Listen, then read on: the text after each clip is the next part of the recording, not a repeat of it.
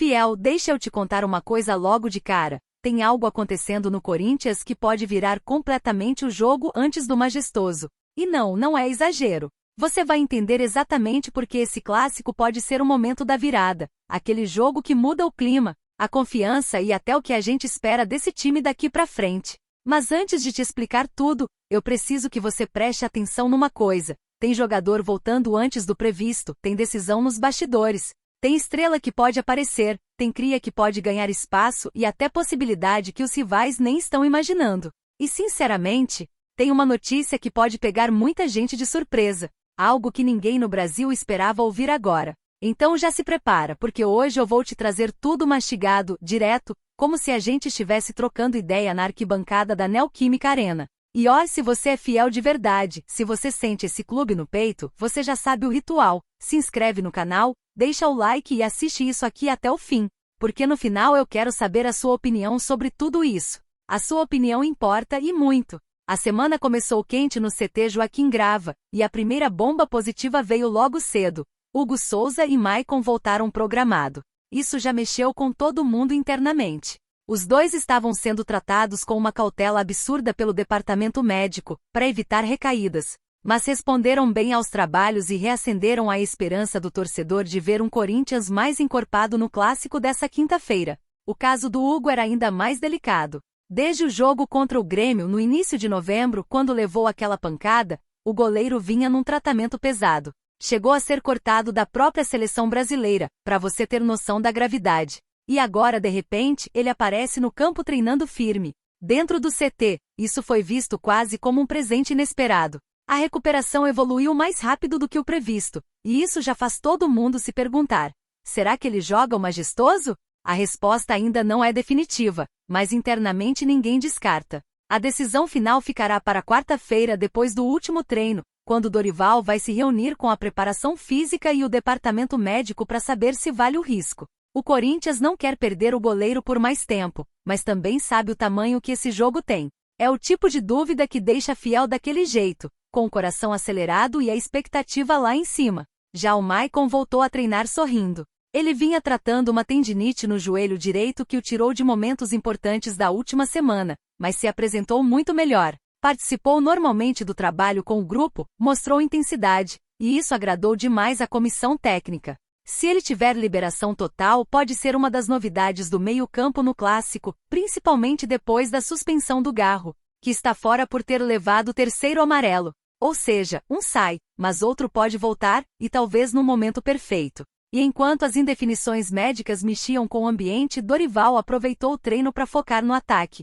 O Corinthians treinou movimentação ofensiva o tempo inteiro. Variedade de jogadas, inversões rápidas, aproximação entre laterais e pontas, e muita repetição de finalização. O clima é de que o time sabe que precisa ser mais agressivo, até porque o rival pode chegar com 11 desfalques. Isso mesmo, o São Paulo chega completamente desmontado, enquanto o Timão pode ter até 6 reforços disponíveis. Guinegão, por exemplo, tem grandes chances de aparecer de novo como titular, até porque o Depay, que volta da seleção holandesa, ainda vai passar por avaliação de desgaste físico. Tem gente dentro do clube achando que ele deve começar no banco e entrar no segundo tempo, dependendo do andamento do jogo. E por falar em reforço, alguém resolveu esquentar a internet nos últimos dias: Anderson Talisca. O nome circulou com força entre torcedores do Corinthians e até do Bahia. A coisa começou a ganhar volume quando alguns comentaristas começaram a afirmar que o jogador estaria cogitando voltar ao Brasil. Teve gente dizendo que ele já estava escolhendo entre Bahia e Corinthians, mas ele mesmo tratou de cortar o boato pela raiz. Em entrevista ao Band Sports, Talisca falou sem rodeios: galera falando que eu estava voltando para o Brasil, escolhendo entre Bahia e Corinthians. Não é verdade. Ele deixou claro que, por enquanto, o foco total dele é no Fenerbahçe. Disse que eles nem começaram a conversar sobre renovação ainda, mas que está concentrado na briga pelo título na Turquia e também pela campanha do time na Europa League. Inclusive, ele ressaltou que estão a apenas um ponto do Galatasaray e que daqui a 2 semanas tem confronto direto decisivo. Mesmo assim, os bastidores seguem fervendo. Tem jornalista garantindo que o Flamengo monitora a situação dele há meses, pensando nele como substituto do Gerson.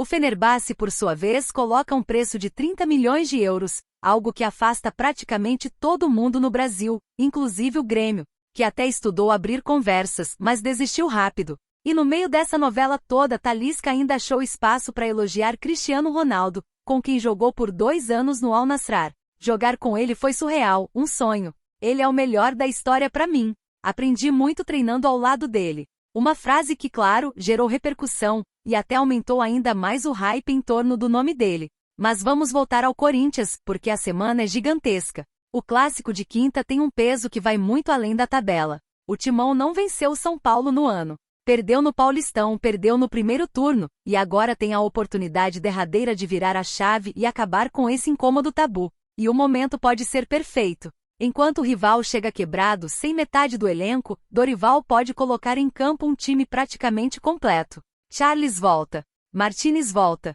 Carrillo volta. André Luiz e Vitinho devem ser relacionados. Depay provavelmente estará no banco como opção de impacto. Ou seja, o Corinthians pode entrar em campo com força máxima ou bem perto disso. A única baixa realmente dolorosa é Garro. Sem ele, a criatividade do meio diminui, mas é aí que entra a importância da volta do Maicon e até da versatilidade do Carrillo, que pode ajudar tanto na construção quanto na recomposição. E se o Hugo Souza for liberado, aí o cenário muda completamente. Ele estava no nível muito alto antes da lesão, passando confiança, organizando a defesa, virando referência no elenco. A decisão sobre ele vai ser tomada no limite, nos minutos finais, como aquelas histórias que a Fiel está acostumada a viver no sofrimento. E olha, tem um fator que quase ninguém está comentando. O ambiente interno mudou depois da data FIFA. O grupo voltou mais unido, mais concentrado. Com o clima de quem sabe que o segundo turno está aberto e que uma vitória contra o São Paulo pode recolocar o time no caminho certo. A palavra que se escuta dentro do vestiário é vingança esportiva. Todo mundo lá dentro sabe o peso desse jogo. A comissão técnica sabe. A diretoria sabe. O elenco sabe. E a torcida sente. O majestoso desta quinta não é só mais um jogo. É a chance de virar o capítulo. É o momento perfeito para colocar o rival no bolso. É o dia do Corinthians mostrar que está vivo. Agora eu quero saber de você, Fiel. Você acha que o Hugo deve jogar mesmo estando 100% só no limite? O Maicon tem que ser titular? Depay tem que começar no banco, ou você colocaria ele de cara? Comenta tudo aqui embaixo. Eu quero muito saber a sua opinião. E você sabe, a opinião da Fiel sempre importa. Deixa o like, se inscreve no canal e bora pra cima porque quinta-feira é guerra. Vai, Corinthians! E Fiel, falando em ambiente interno, já que a gente tá comentando sobre recuperação, reforços e expectativa pro majestoso, tem uma outra situação rolando nos bastidores que mexe com o clube tanto quanto o que acontece dentro de campo, e você precisa saber disso agora. Porque enquanto o time treina forte para quebrar o tabu contra o São Paulo, o clima político no Corinthians vive um dos momentos mais delicados dos últimos anos. E para você ver como a fase é séria, até a Gaviões da Fiel, que raramente se manifesta de forma mais institucional, decidiu agir. No último sábado, representantes da Gaviões foram até o Parque São Jorge com uma missão clara: pedir paz interna. Mas não foi só um pedido solto. Eles levaram uma carta formal, passaram por várias chapas políticas, conversaram com conselheiros e depois, sentaram cara a cara com o presidente Osmar Stabile. O tom? Direto, urgente e sem espaço para enrolação. A mensagem era simples: o Corinthians está sangrando e precisa de união imediatamente. A carta, que também foi assinada pela Camisa 12, Pavilhão 9, Estupim da Fiel, Coringão Shop e Fiel Macabra, não ficou só no discurso bonito. Os organizados deram um prazo, até meia-noite desta sexta-feira. O clube precisa convocar uma reunião oficial com todos os grupos que já apresentaram propostas de governança. A ideia é colocar todo mundo na mesa, aliados, opositores, conselheiros, torcedores, e parar de transformar o clube em campo de guerra política enquanto o caos financeiro explode. E falando em caos, o alerta veio justamente porque a situação é crítica. A dívida do Corinthians já bate 2,7 bilhões de reais, muito acima do previsto, com um déficit de 60 milhões de reais só no primeiro semestre. Some a isso o caso Vaidbet, a destituição de Augusto Melo e as investigações que envolvem ele, André Sanches e Duílio. E você entende por que a Gaviões está dizendo que ou o clube se une ou afunda mais rápido do que imagina. Agora eu quero saber de você, Fiel. Você acha que esse movimento das organizadas pode realmente mudar alguma coisa? Você acredita que o Stabile vai responder no prazo? Deixe a sua opinião aqui nos comentários, porque, como sempre, a voz da Fiel pesa. E pesa muito.